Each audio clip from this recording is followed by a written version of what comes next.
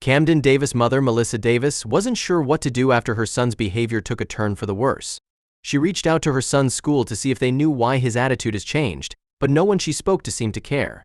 Then she decided to do a little investigating of her own, and what she uncovered left her stunned. Melissa Davis, from Baton Rouge, Louisiana, was a married mother of 3 young boys.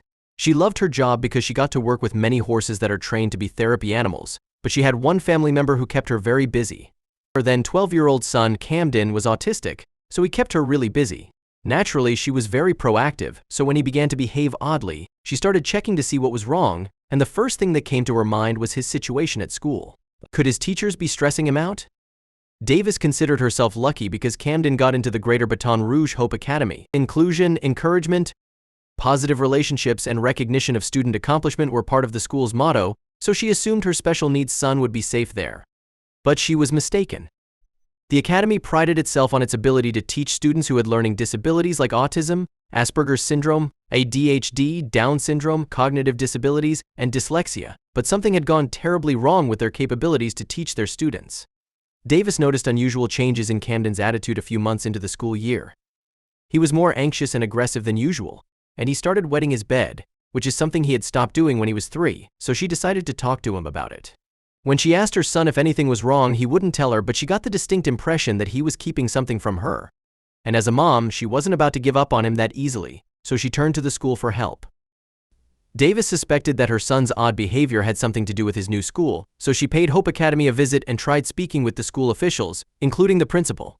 But the school wasn't very accommodating, so she decided to take a different approach. Davis stuck a tape recorder inside of Camden's backpack and sent him on his way one morning. She was hoping that the device would give her some clue as to what was really going on at school, but she had no idea that her heart would sink once she heard what was on the recorder. She realized that her measures were a bit desperate, but since the school didn't want to help her, she didn't have any other choice. As soon as Camden came home, she was eager to hear what was on the recording, but curiosity turned to concern and then outrage. After she heard what was on the tape, she began shaking profusely. Davis had made the assumption that students were bullying her son, which is sadly not an uncommon occurrence in schools these days. It turns out that she was only half right. Camden was being bullied, but not by the students. The recording showed that it was the adults at the school who were making fun of the way the students spoke, and as if mocking wasn't bad enough, a teacher and teacher's aide told Camden that someone like him would never make it in public school. In that moment, Davis felt like she was about to explode. I just wanted to scream and cry and do everything I could because it was so bad. She told WBRZ to think that I had sent my son there every day and what had happened before that I didn't know about, but she wasn't about to let them get away with it. She turned to the media as well as social media for help. She even hired a lawyer to pursue legal actions, and attorney Charlotte McGee. He took actions that shook the foundation of Hope Academy to its core. But the school claimed that Davis didn't come to them first. Hope Academy principal Linda Stone addressed the allegations in a statement and claimed that Davis had refused to meet with the school officials to talk about how to handle the situation. In fact, Stone claimed that she only learned about the incident after the recordings were uploaded online. The Academy's officials were alerted to Davis's recording posted on social media on March 23 of 2018, and they immediately took actions to remedy the situation. This led to the eventual termination of 2 teachers, but Davis's attorney wasn't done yet. One of the worst possible things you can do is take advantage of the infirm or a disadvantaged child. McGee told WBRZ they need the extra protection, and he didn't get it. When I heard the treatment of this child through the recording his mother made, I was horrified. But McGee and Davis were determined to ensure this never happened to another student again. Davis shared the audio clips in the hopes of alerting other parents to similar warning signs in their special needs children that might indicate a similar situation. And the school board's president assured everyone that things would change.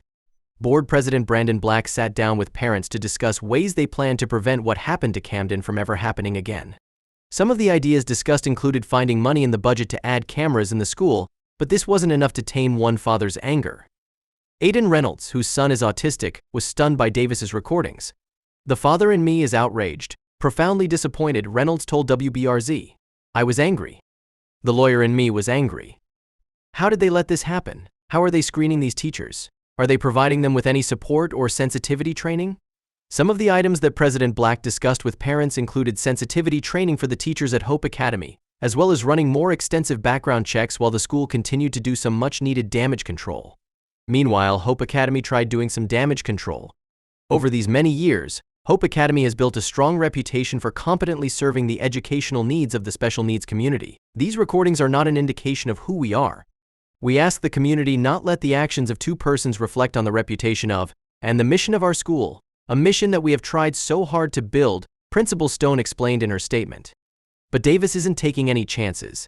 If they're special needs, look at the situation as to why your child is acting that way, because no child deserves to go through what my child did, Davis told WBRZ.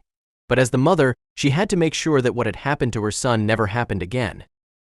Davis took Camden out of Hope Academy and enrolled him in a new school, but the trauma of what had happened before he left her questioning whether his new teachers could be trusted, so she made sure that they were qualified. She double-checked to see that Camden's new teacher had a background in psychology and experience in dealing with kids with special needs, but she knows that the repercussions of her son's ordeals left a bitter aftertaste. Unfortunately, the trauma of Camden's experience by his former teachers continues to haunt him, but Davis believes that with some love and support, her son will become the sweet boy he used to be again.